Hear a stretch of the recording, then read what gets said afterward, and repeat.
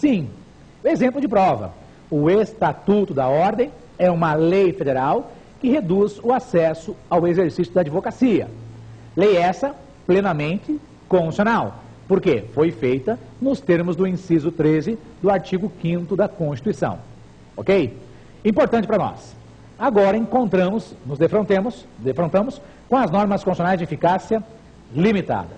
Meus caros, norma constitucional de eficácia limitada é aquela norma da Constituição que depende de regulamentação, depende de detalhamento, depende de norma infraconstitucional. Entenda, eu tenho um direito previsto na Constituição, quer dizer, existe no plano abstrato, no plano das leis, existe lá no texto da Constituição, mas não tem efetividade. Entenda, eficácia no nosso mundo concreto. Perceba, eu tenho um direito previsto na Constituição que aqui, no nosso plano concreto, no nosso dia a dia, ele não tem efetividade, não tem eficácia. Bom, as normas constitucionais de eficácia limitada podem ser subdivididas pela doutrina. Presta atenção. Eficácia limitada institutiva. Meus caros, limitada institutiva. Para criar um órgão, um ente, eu vou necessitar de uma norma infraconstitucional. Exemplo recorrente de concurso, criação de novos Estados-membros. Vem comigo. É possível criar um novo Estado-membro? Sim, basta eu atentar aos requisitos previstos no parágrafo 3º do artigo 18. Então entenda, para criar um novo Estado-membro, o que eu preciso? Bom, plebiscito, que é uma consulta prévia, vencida essa etapa, há necessidade de uma lei complementar do Congresso Nacional. Meus caros, se não for feita essa lei complementar do Congresso Nacional, não vai se criar um novo Estado-membro, ok? Um exemplo de eficácia limitada institutiva. Não esqueçam, existe também as normas constitucionais de eficácia limitada programáticas. Programas a serem desenvolvidos dependem de previsão legal. A lei precisa detalhar aquele programa previsto genericamente na Constituição. Pensa comigo, são exemplos importantes. Saúde, educação. Eu tenho um programa que, para ser efetivado, haverá necessidade de uma norma infraconstitucional. Muito importante, meus amigos, para os neoconstitucionalistas, os pós-positivistas, os pós-modernistas, a Constituição, ela deve ser efetivada. E eu vou me socorrer do Poder Judiciário para dar efetividade a essa norma. Então entenda, meus caros, para os constitucionalistas mais modernos, mais contemporâneos, a Constituição estabelece direitos. Esses direitos dependem de uma lei. Se a lei não for feita, eu posso acionar o Poder Judiciário para buscar a regulamentação? Resposta, sim. Um dos mecanismos é o tema de hoje, é a ação direta de inconstitucionalidade por omissão. Entenda, é uma ação onde somente certas pessoas podem apresentar a ação, propor a ação, em tribunal específico, e existirá efeitos específicos a serem desenvolvidos. Para nós, a ADIM, por omissão, é um mecanismo de buscar a regulamentação daquela norma constitucional de eficácia limitada que não foi regulamentada. Exemplo de prova. Meus amigos, o direito de greve de servidores públicos, artigo 37, inciso 7º. Procura-se regulamentar, busca-se a regulamentação do direito de greve de servidores públicos, que ainda não foi regulamentado. Mas se vier a ser regulamentado, por conta do quê? Ou da atuação espontânea dos órgãos, Poder Legislativo, Poder Executivo, se for o caso, ou por atuação do Poder Judiciário, que pode, de certo modo, buscar a regulamentação. Importante, a ADIM por omissão, eu tenho um direito previsto na Constituição que depende de regulamentação. Eu vou usar essa ação. Agora, presta atenção o que nos traz a Constituição de informação importante para a prova. Importante, meus caros, lá na Constituição, no artigo 103 da Constituição, eu tenho lá as pessoas que podem propor a ADIM por omissão. Então está no artigo 103 da Constituição.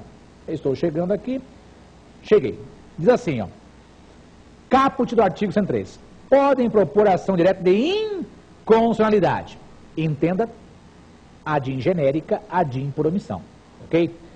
E também a ação declaratória de constitucionalidade. Presta atenção nas pessoas. Ó. Presidente da República, mesa do Senado Federal, mesa da Câmara dos Deputados, mesa da Assembleia Legislativa ou da Câmara Legislativa do Distrito Federal, governador de Estado ou do Distrito Federal, Procurador-Geral da República, você que vai prestar a prova da ordem, presta atenção, ó. Conselho Federal da Ordem de Advogados do Brasil, partido político com representação no Congresso Nacional, confederação sindical ou entidade de classe de âmbito nacional. Então aqui estão as pessoas que podem propor, ad in por omissão. Claramente, artigo 103 do inciso 1º até o inciso 9º. Agora, no artigo 103, é só isso que eu preciso prestar atenção com relação a ad in por omissão? Não. O parágrafo 2º, muito importante, depois os senhores vão copiar no caderno, diz lá com relação aos efeitos da ad in por omissão. Presta atenção. Declarada a inconstitucionalidade por omissão, de medida para tornar efetiva norma constitucional, será dada ciência ao poder competente para a adoção das providências necessárias. Será dada ciência ao poder competente. Entenda, qual poder tem a função de regulamentar, de fazer normas, de fazer leis? A priori, fim de concurso, é o poder legislativo. Então será dada ciência ao poder legislativo da omissão constitucional. Dar ciência ao poder competente para buscar a regulamentação. Dar ciência, entenda, ao poder legislativo. Mas continua o parágrafo 2º do artigo 103. E, em se tratando de órgão administrativo, para fazê-lo em 30 dias.